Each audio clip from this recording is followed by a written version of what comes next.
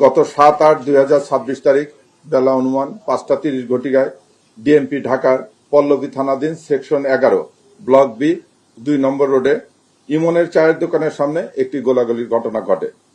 উক্ত ঘটনায় ভিকটিম আলমগীরের পেটে এবং মাথায় গুলিবিদ্ধ হয়। একই ঘটনায় জ্যোৎস্না নামে জনৈক মহিলা, পথচারী মহিলা পায়ে গুলি লেগে আঘাতপ্রাপ্ত হন। এ বিষয়ে ভিকটিমের স্ত্রী রিনা আক্তার পল্লবী থানায় বাদী হয়ে একটি মামলা দায়ের করেন।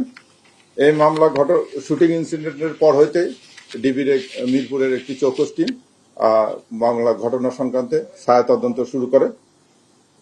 ডিবি টিম ঘটনাস্থলে উপস্থিত হয়ে ছায়া তদন্তের মাধ্যমে ভিডিও ফুটেজ সংগ্রহ করে তথ্য প্রযুক্তি এবং ম্যানুয়াল পদ্ধতিতে গোলাগুলির কাজে ব্যবহৃত টয়োটা প্রিমিও গাড়ি, যার রেজিস্ট্রেশন নম্বর ঢাকা মেট্রো গ 455861 চিহ্নিত করে এবং বর্ণিত গাড়িটির মালিক হামিদ খান ওরফে মাখনকে পল্লবী থানা এলাকা থেকে গ্রেপ্তার করে। ব্যাপক জিজ্ঞাসাবাদে হামিদ জানায় যে গাড়িটি তার নামে রেজিস্ট্রেশন করা হইলেও গাড়ির প্রকৃত মালিক কুখ্যাত মাদক ব্যবসায়ী রুবেল ওরফে র্যাংরা রুবেল। হামিদ মাদক সিন্ডিকেটের অপর সদস্য এবং ঘটনার সাথে সম্পৃক্ত অন্যান্য আসামিদের নাম প্রকাশ করে।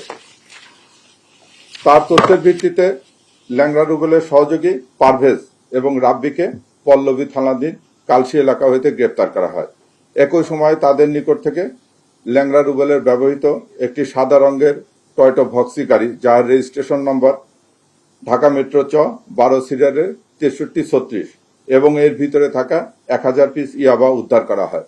ব্যাপক জিজ্ঞাসাবাদে আসামি পারভেজ এবং রাব্বি জানায় যে রুবেল ওরফে ল্যাংড়া রুবেলের স্ত্রী ও তার পরিবারের সদস্যরা গাজীপুর জেলার একটি স্থানে আত্মগোপন করে রয়েছে।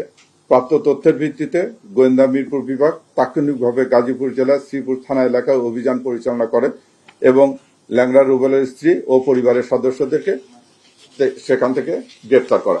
AKS অর্জন করল গিনেস ওয়ার্ল্ড রেকর্ডস। AKS ল্যাংড়া রুবেলের স্ত্রী জিজ্ঞাসাবাদে জানায় যে গুলিবর্ষণের ঘটনায় প্রত্যক্ষ মূল আসামি ল্যাংড়া রুবেল ও তানজিন আহমেদ ওরফে বাপ্পা ওরফে শুটার বাপ্পা মিরপুর ঢাকা থেকে ঢাকার বাইরে পলায়নের জন্য প্রস্তুতি নিচ্ছে। উক্ত তথ্যের ভিত্তিতে তাৎক্ষণিকভাবে ডিবির অপর টিম রূপনগর থানাধীন ইস্টার্ন হাউজিং এর পাশে বেরিবেদ এলাকা থেকে গুলির ঘটনায় ব্যবহৃত লাল রঙের টয়োটা প্রিমিও গাড়ি, যার রেজিস্ট্রেশন নম্বর ঢাকা মেট্রো গ 455861 যোগে পালিয়ে যাওয়ার সময় ল্যাংড়া রুবেল অথবা ওরফে রুবেল ও বাপ্পা ওরফে শুটার বাপ্পাকে ডিবি গ্রেপ্তার করে। ডিবি গ্রেপ্তারকালে বাপ্পা গাড়ির ভিতর থেকে বের হয়ে যখন দৌড়ে পালানোর চেষ্টা করে তখন সে একটা ওয়ালের সঙ্গে হোঁচট খেয়ে পড়ে সে ল্যাংড়া রুবেল পায়ে আঘাতপ্রাপ্ত হয়। পরবর্তীতে তাকে আমরা হসপিটালে নিয়ে যে তার পা ফ্র্যাকচার হয়েছে, তাকে ব্যান্ডেজ করে নিয়ে আসা হয়েছে।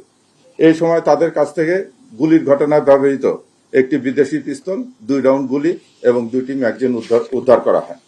প্রাথমিক জিজ্ঞাসাবাদে ল্যাংড়া রুবেল জানায় যে আলমগীর একজন প্রখ্যাত মাদক ব্যবসায়ী এবং এই মাদকের টাকা ভাগ বাটোয়ারা নিয়ে তাদের অন্তর্দ্বন্দ্বের সূত্রপাত ধরে সে হত্যার উদ্দেশ্যে আলমগীরকে গুলি করে। ল্যাংড়া রুবেল এবং বাপ্পি তারা চিহ্নিত সন্ত্রাসী, তাদের নামে ঢাকা শহরের বিভিন্ন জায়গায় একাধিক মামলা রয়েছে। আমরা এই পর্যন্ত ল্যাংড়া রুবেলের বিরুদ্ধে 7টি এবং ওই বাপ্পির বিরুদ্ধে একটি হত্যা সহ মাদকের মামলা পেয়েছি। তাদেরকে একাধিকবার পুলিশ গ্রেপ্তার করেছে। তারা জামিনে বের হয়ে এসে একই কর্মকাণ্ডে লিপ্ত হচ্ছে। তাদের বিরুদ্ধে বর্তমানে হত্যার চেষ্টা মামলা আছে। এই ব্যতীত অস্ত্র এবং মাদক দ্রব্য নিয়ন্ত্রণে 2টি মামলা দায়ের করতেছে। আমরা এই ঘটনার সঙ্গে আরো যদি কেউ জড়িত থাকে সেটাও তাদের বিরুদ্ধে ব্যবস্থা নেব এবং তাকে জিজ্ঞাসাবাদে তার এই মাদক সাম্রাজ্য গড়ে তোলার পিছনে নেপথ্যে যারা আছে তাদের বিরুদ্ধে আমরা প্রয়োজনীয় আইনগত ব্যবস্থা নেব।